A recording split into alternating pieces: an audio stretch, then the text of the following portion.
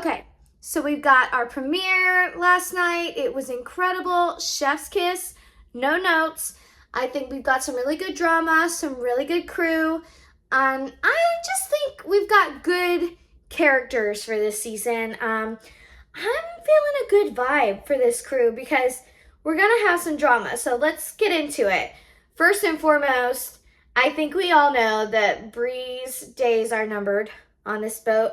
I think that we kind of could get that from the trailer a little bit because obviously her and Ellie have some tension back and forth, but we also know that Bree's pretty much the only one who didn't promote the season on social media, and for those of us seasoned Below Deck fans, we know what that means. That means that she gets fired and she's not happy about how she looks or anything like that. Ultimately, she comes off as a brat. I think like a less likable Barbie because she talks about having a maid, but then you're like, how do you not know how to do laundry? You've been in yachting. So there's no way you've avoided this. Like, there's no way that you didn't know what to do. And, it shows her like steaming things for like 6 hours. And that kind of comes back on Aisha a little bit because how did you just let her like roll for 6 hours without checking in on her and being like, girl, you're moving kind of slow. So it's a little bit on Aisha there, but also on Bree. If she didn't know what she was doing, she should have spoken up. So that's what I have to say about that. I don't think she'll last very long in the season, and I'm really interested to see who they bring in after this, but it is much easier to fill a third stew role. I definitely know that Nathan and Gail are going to hook up. That's going to be messy. She is absolutely gorgeous, and it's really funny seeing all the guys just literally drool. One of them, Joe, was foaming at the mouth over her and just out of control. So I think this crew is just going to be tons of couples, tons of hookups, back and forth. This is going to get messy very quick because this is a very beautiful crew. Ellie is funny. I wish she would be a little less overt. I feel like she tries really hard. And honestly, she's so beautiful. She's funny. She's fun. She's good at her job. Like, if she were just to do that and not have to, like, always have some kind of, like, sexual innuendo, like, we are not here to promote your OnlyFans girly girl. So, like, just take it down a notch. You know what I mean? Like, we all see you. We see you. You're beautiful. Like, don't try so hard. That's just my 2 cents. But I think she's really good at her job, and I can see Aisha and her working really well together. I also really like the bosun so far. He seems to be doing everything really up to code, and he's taking initiative on things before Sandy has to ask him for it. So that's always a good sign. Because usually on these first charters, she's asking, what's the schedule? What's your plan for the crew? Who's going to be lead? He had it dialed in and buttoned up, ready to go from the start. So I think he's going to be a good bosun for the season. So that's exciting. Joe is going to be trouble. This is clear. He is definitely going to break the rule of don't screw the crew. And we're going to see how that works out for him. I haven't seen it really work out well for anybody.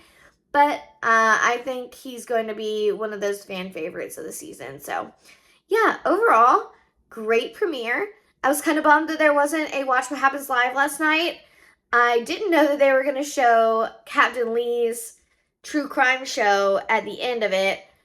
Personally, I'm on Eastern time, so 9 p.m. to 10 p.m. as an episode is already too late for me. So asking me to watch Captain Lee's true crime show from 10 to 11 is like out of the question for me. But if you're a late night gal, then like go for it. It looks fantastic. But I was really surprised to see it on Bravo. I have a feeling that as soon as Andy Cohen comes back from vacation or wherever he's at, he's going to fill that slot in time instead of Captain Lee's show. So, because I just didn't really fit the Bravo vibe, although obviously Captain Lee is a star on Bravo, so that makes sense a little bit. But yeah, I didn't tune in for that, but that's more of just because I had to go to bed. and I didn't want to watch something scary before bed, so that's my reason, and I'm sticking with it. I am just so excited to see Aisha. I can definitely tell that as she becomes more senior in this industry, she's a lot more hands-off. So we're going to see how that dynamic works for her stews. I agree with her that she wasn't given the best, but she wasn't given the worst. So I do think that overall she's got some strong stews. I was really confused by the drama between John O and Ellie. I think that in her situation, it's a grilled cheese. So either like make a grilled cheese or like move on or ask Gail to help you or, figure it out. Or honestly, they should have, if he really like is not supposed to cook, because it shows in the preview for next week that Sandy chastises her for waking Jono up. And obviously Jono doesn't wake up to help her. He said he hadn't had enough sleep. There are rules in place as far as union rules, things like that. Like they have to have a certain amount of sleep. They have to have a certain amount of hours of breaks and stuff like that. And obviously chefs don't get to do an early or late shift. So they really do have to protect those hours. However, I've seen chefs get up and make things before, and these guests are awful. Now, Below Deck Med is no stranger to awful guests, but I think what really grinds my gears on these guests is that they're so young and they're so entitled. And it's one thing if it's like people who are like Gen Xers or boomers who have worked really hard for their money and they're just here to blow off some steam and celebrate and have a good time. And then you see like these little, I don't know if they're trust fund babies or they're influencers and that's how they've paid for this trip. But regardless, they are too much.